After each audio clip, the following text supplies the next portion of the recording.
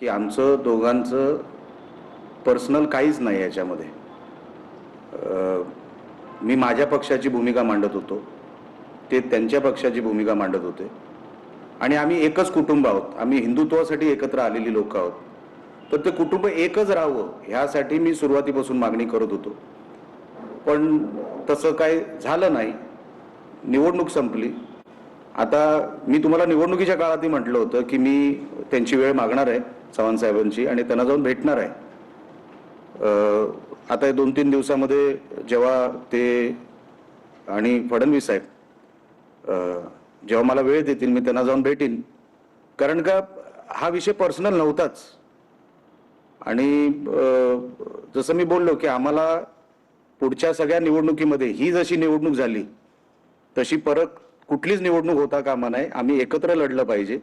एकत्र आमची ताकद आहे आणि ती ताकद त्या ताकदीने लढवलं तर रिझल्ट आपल्याला जो अपेक्षित आहे तो आपल्याला मिळू शकतो, असं माझं म्हणणं सुरुवातीपासून आहे. वाद होतात किंवा ज्या काही गोष्टी होत्या त्या पूर्णपणे विसरल्या कशा जाऊ शकतात असं होतं का? कारण नुसतं हे वाक्यांचा खेळ नव्हता किंवा हा पक्षांचा मुद्दा नव्हता, तर तो अगदी घरापर्यंत सुद्धा जाऊन पोहोचला. राणे कुटुंबांमध्ये दरार अशा पद्धतीच्या बातम्याही दरम्यानच्या काळात झाल्या. नाही माझं नाही ना, बघा बातम्या बनवल्या कशा ह्याच्यावर पण मी आक्षेप घेतला होता निवडणुकीमध्ये की बघा तुम्ही प्रोफेशनल आहात, तुम्ही कुठल्याही बातम्या बनवू शकता, त्याच्यामध्ये माझा काही हस्तक्षेप असण्याचं कारण नाही. पण तसं वातावरण नाहीये असं मी वारंवार सांगत होतो. आणि ते आता तुम्हाला दिसेलच ना निवडणुकीमध्ये. बघा मी एका प्रसंगाचा उल्लेख केला. जसे जसे प्रसंग घडले त्या प्रसंगाला मी फॉलो करायचा प्रयत्न केला आणि तिथपर्यंत पोहोचलो. मी कोणावरही पर्सनल टीका केलेली नाही. माझ्या तोंडातून असं काही निघालेलं नाही किंवा नितेशच्या तोंडातून असं काही निघालेलं नाही जेणेकरून तुम्हाला असं वाटेल की आमच्यामध्ये वाद आहे. आम्ही दोघंही एकमेकांवर कुठलीही टीका केलेली नाही किंवा मी चव्हाण साहेबांवर पण वैयक्तिक टीका केलेली नाही. मी फक्त एवढं म्हटलं की हे जे कल्चर आहे, हे जे आपण म्हणतो ना, ही जी संस्कृती आहे ही आपल्या जिल्ह्यामध्ये नव्हती, ती नसावी असा माझा जो बोलण्याचा प्रयत्न होता. तो शेवटपर्यंत माझा स्टँड तोच होता. त्याच्यामध्ये मी बदललो नाही आणि माझा स्टँडही बदललेला नाही. निलेशजी, पुन्हा एकदा मी एक स्पेसिफिक प्रश्न विचारतो. प्रदेशाध्यक्ष रवींद्र चव्हाण असं म्हणते निवडणुका या निवडणुकांप्रमाणेच घ्यायच्या असतात. निवडणुका संपल्यानंतर सर्व विषय विसरले पाहिजे. तुम्ही निवडणुकीच्या काळात रवींद्र चव्हाणांवर खूप गंभीर आरोप केले. सांगा मला. वाटप झालं. सांगा मला. सिंधुदुर्गात राजकीय संस्कृती चव्हाणांनी बिघडवली आणि असे अनेक आरोप होते की महायुती तुटण्यास चव्हाण जबाबदार आहेत. तर हे सगळ्या घटना निलेश राणे विसरणार का? बघा विसरायचा विषय कुठे येतो? मी माझा स्टँड बदलला का? जर निवडणुकीमध्ये मी माझा स्टँड बदलला असता तर तुम्ही मला हा प्रश्न विचारू शकला असतात.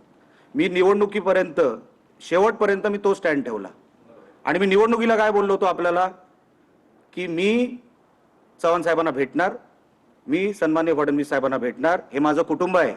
भारतीय जनता पक्ष पण माझं कुटुंब आहे. मी फारकत घेऊ शकत नाही हे मी तुमच्या चॅनलला बोललो, सगळ्याच चॅनलला बोललो. मग त्याच्यामध्ये तुम्ही हे लक्षात ठेवणार काय, ते विसरणार काय, हा विषयच नसतो. हा आमचा कुटुंबाचा विषय, आम्ही बघून घेऊ. दुसरा विषय कसा आहे की मी एक जरी स्टँड बदलला असता, बघा मी निवडणूक लढण्यामध्ये कुठे कमी नाही पडलो. मी माझा स्टँड नाही बदलला. शेवटपर्यंत मी राणे साहेबांचंच नाव घेत होतो. शेवटपर्यंत मी निवडणूक कशी लढवावी ही पद्धत नाही हेच बोलत होतो. आजही मी कुठला स्टँड बदललेला नाही. निवडणूक संपलेली आता. मी जे निवडणुकीत बोलत होतो तेच मी आज बोलतोय की मी सन्माननीय चव्हाण साहेबांना भेटणार, मी सन्माननीय फडणवीस साहेबांना भेटणार आणि माझ्याकडून जे जे घडलं ते त्यांच्या समोर ठेवणार. नेत्यांच्या समोर ठेवतो ना आपण. हे महायुतीचे नेते आहेत, फडणवीस साहेब आमचे नेते आहेत, चव्हाण साहेब आमचे नेते आहेत, त्यांच्या समोर नाही का ठेवणार आम्ही? मग असं कसं म्हणणार तुम्ही की हे झालं का ते झालं का? असा विषय नसतो. माझ्या नजरेसमोर जे घडेल ते मी बोलतच राहणार. हा माझा फेअर अँड स्क्वेअर विषय होता. मी माझा स्टँड बदलणार नाही, कधीच नाही. मला काय स्टँड बदलायची काही गरजच नाही. पण जे मी तेव्हा बोललो की हे असं का घडतंय हे तुम्ही थांबवा, थांबलं तर माझी काय हरकत नाही. या सर्व याच्यात सिंधुदुर्गात पैशांचं वाटप भाजपकडून झालं, तुमचा आरोप होता. महायुती रवींद्र चव्हाणांमुळे होऊ शकली नाही. एक तुम्ही स्टिंग ऑपरेशन केलं ज्यात भाजप पदाधिकाऱ्याच्या घरी रोकड तुम्ही दाखवलीत आणि हे प्रकरण आता निवडणूक आयोग, पोलीस यांच्याकडे तुमच्यावर गुन्हाही दाखल झाला. तर ह्या ज्या सगळ्या गोष्टी आहेत, तुम्ही निवडणूक आयोगापर्यंत तक्रार केलेली आहे, पोलीस ठाण्यात तक्रार केलेली आहे, शेवटच्या दिवशी म्हणजे मतदानाच्या दिवशीही पैसे वाटपाचे प्रकार काय प्रश्न, हा प्रश्न काय हे आपला? सगळं म्हणजे या ज्या तक्रारी आहेत त्या मागे घेतल्या जाणार का किंवा तुम्ही नाही. हे सगळं विसरणार का? तक्रारी मागे घेणार नाही. तक्रारी का मागे घेऊ नये? त्या प्रसंगाला जे मला योग्य वाटलं ते मी केलं. अच्छा, मी जर तक्रार मागे घेतली, ज्यांच्यासाठी मी तक्रार केली त्यांच्यावर अन्याय होणार नाही का? मी कशाला तक्रार मागे घेऊ? अच्छा, मला कोणी बीजेपीतून तक्रार मागे घ्या असं पण कोणी सांगितलेलं नाही. बघा, तुम्ही हायपोथेटिकल प्रश्न मला विचारू नका. हे असं झालं तर मग तसं असं होईल. मग या विषय कसा आहे, जे मी केलं ते 100% छाती ठोकपणे केलं. माघार घ्यायचा काही संबंध नाही. अच्छा, मला कोणी सांगितलंही नाही. उलटा असंही सांगितलं, कदाचित निलेशने केलं असेल तर योग्यच केलं असेल, कारण का तो काही चुकीचं करणार नाही असं काही ठिकाणी बोललं गेलं बीजेपीमध्ये. तर मला माझे नेते काय न्याय देतील ह्या प्रतीक्षेत मी आहे. बरोबर की नाही? मी अजूनपर्यंत त्यांना भेटलेलो नाही. त्यांना भेटल्यानंतर मी तुम्हाला सांगू शकेन की ह्याच्यावरती मला न्याय मिळाला की नाही मिळाला. बरोबर. दुसरी गोष्ट, हे सगळं जे तुम्ही म्हणताय हे मी पुराव्या सकट दिलेलं आहे. मी फक्त आरोप केले नाही. तुम्ही म्हणतात आरोप केले, आरोप नाही केले. मी मतदार यादीमध्ये जे काय होतं ते दाखवलं नावासकट. मी त्या फॉर्म ज्या काही उमेदवार होत्या त्यांचा होत त्यांचं डुप्लिकेट ओबीसी सर्टिफिकेट मी तुमच्या समोर दाखवलं आणि पैशाची बॅग पकडून दिली. शेवटच्या दिवशी पण पकडून दिली. कुठे आरोप केला मला सांगा. मी सिच्युएशन तुम्हाला दाखवली. बघा, ही सिच्युएशन आहे. ती सिच्युएशन तुम्ही कशी दाखवली हा अधिकार तुमचा आहे. मी तेव्हाही बोललो, मी एका व्यवस्थेचा पाठलाग केला.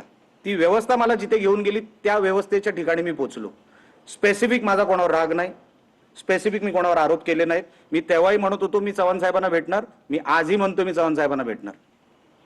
कारण का, वैयक्तिक माझा वाद नाहीये. निवडणूक अशी होता कामा नाही.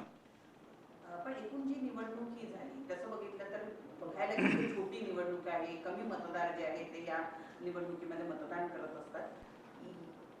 ही जी निवडणूक ज्या पद्धतीनं लढली गेली त्यामुळे थेट महायुतीवर प्रश्नचिन्ह उपस्थित केले गेले. महायुतीमध्ये कशा पद्धतीनं मिठाचा खडा पडलेला आहे असं दाखवलं गेलं. आणि त्यात सगळ्यात महत्वाचा कव्हर म्हणजे रवींद्र चव्हाण यांच्या तोंडून असं वाक्य येणं की मला 2 तारखेपर्यंत युती टिकवून ठेवायची. मॅडम बघा, मी माझ्या प्रश्नांचं उत्तर तुम्हाला देऊ शकतो. म्हणजे तुम्ही जे मला प्रश्न विचाराल, निलेश राणे स्पेसिफिक प्रश्न विचाराल, मी देऊ शकतो. मी मॅडम चव्हाण साहेबांच्या प्रश्नांची उत्तर मी देऊ शकत नाही. मी प्रश्न उपस्थित केले, आता उत्तर द्यायचं का नाही हे त्यांनी ठरवायचं आहे ना. चव्हाण साहेबांनी ठरवायचं आहे. मी प्रश्न उपस्थित केलेत मॅडम. तुम्ही परत मला 4 दिवसांनी निवडणूक संपल्यानंतर माझ्या परत तुम्ही 4 दिवसांनी मला तेच प्रश्न विचारताय जे ऑलरेडी मी 5-5 वेळा बोलून झालेलो आहे. तुम्ही रिवाइंड करून बघा. मी ऑलरेडी या प्रश्नांचं उत्तर दिलेलं आहे. निलेशजी, रवींद्र चव्हाणांकडून जी प्रतिक्रिया आलेली आहे की निवडणुका झालेल्या आहेत, आता हे विसरायचं आहे.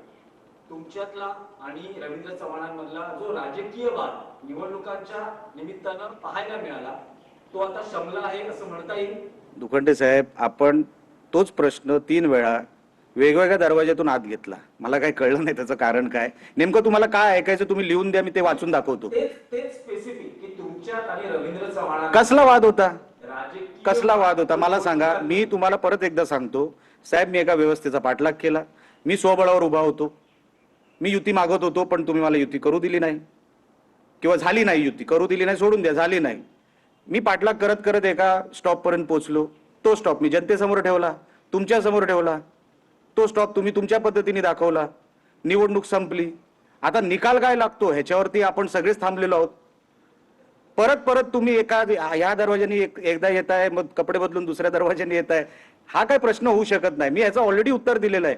माझ्या मनामध्ये सन्मान्य चव्हाण साहेबांबद्दल आदर आहे, नेहमीच राहणार. पण निवडणूक कशी मला